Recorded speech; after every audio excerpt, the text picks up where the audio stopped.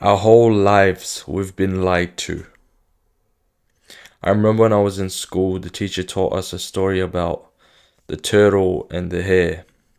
It was a race between a rabbit and a tortoise, a turtle. When the race started, the rabbit was winning by a long shot. But towards the end, he got lazy. He sat down and he fell asleep.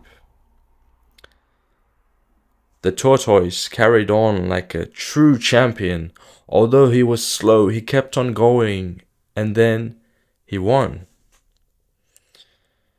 Now that I'm older and I can think for myself, what a load of crap that was.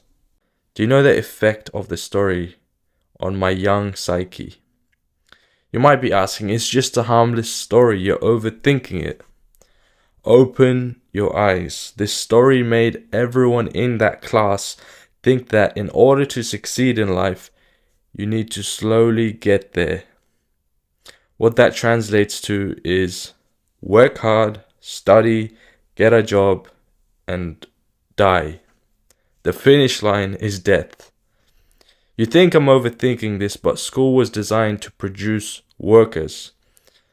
They want clogs in the machines. Why do you think they never teach you business?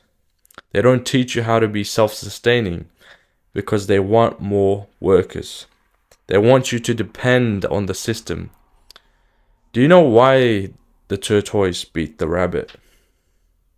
Because the rabbit got fucking lazy. Which idiot decides to take a nap when he's winning the race? What this story fails to display is, sure, you need speed, but you have to maintain that speed. You have to be persistent and you need momentum. There is no momentum if you're slow. Let's autistically dissect the harms this thinking done to us. Take the example of building muscle. You might think that it's wise to start off with light weights and then gradually increase the load is the way to go. But that's just playing it safe. If you want to see real gains, you need to push yourself to the limit. You need to find weights that are heavy enough to challenge you, that require real effort to lift. Don't be afraid to find your edge and go beyond it. That's where the real growth happens. And what about wealth? Do you think you can achieve financial freedom by slowly climbing the corporate ladder? Working for someone else's dreams? No. The truth is, nobody ever got rich by playing it safe. I don't know of a single person that's rich because he has a job. I'm not talking about those old retired guys. Sure, they're rich, but they have back pain. We want to be rich now, not 50 years later when we need others helping us move out of bed. Real wealth is created by those who take risks, who have the courage to follow their own path and create their own opportunities. So don't settle for a comfortable job that pays the bills. Dare to dream big, take calculated risks and invest in yourself. That's the key to building lasting wealth. Another story I remember word for word is Humpty Dumpty sat on a wall. Humpty Dumpty had a great fall. All the king's horses and all the king's men couldn't put Humpty together again. That shit is ingrained in my mind. Do you know what program this installed in our young mind? To be a bunch of pussies and to never take risks. The story is basically about a retarded looking egg, and everyone tells him, don't sit on the wall or you'll fall and break. What this story translates to is, don't dream big. Don't be on that wall. Come back to our level. Don't take risks or you'll fail and then you'll be embarrassed. This analogy is complete garbage because, first of all, we are not an egg. If we take a risk and fail, it's not the end of the world. You might lose some money, but you'll learn to stop being a dumbass.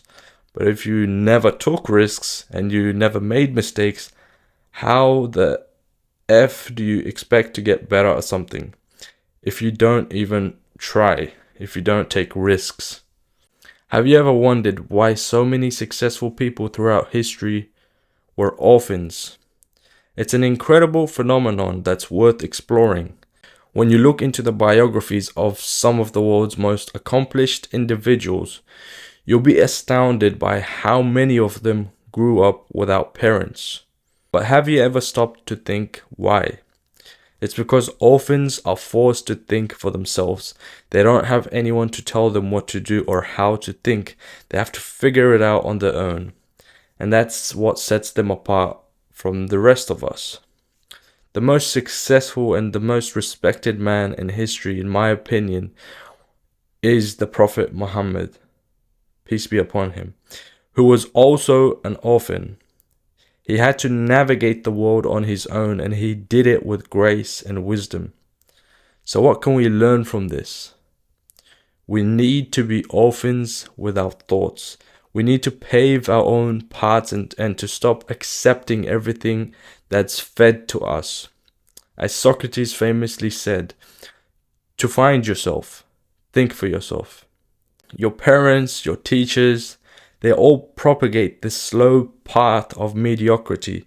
You're taking your blueprint for success from people who don't know any better. It's time to break free of the chains of conformity and to start thinking for ourselves. Who knows what we can achieve if we do?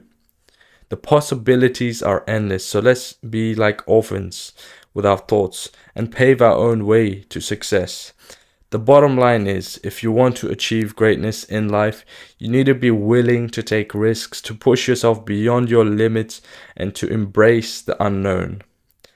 Don't be afraid to go against the path of mediocrity.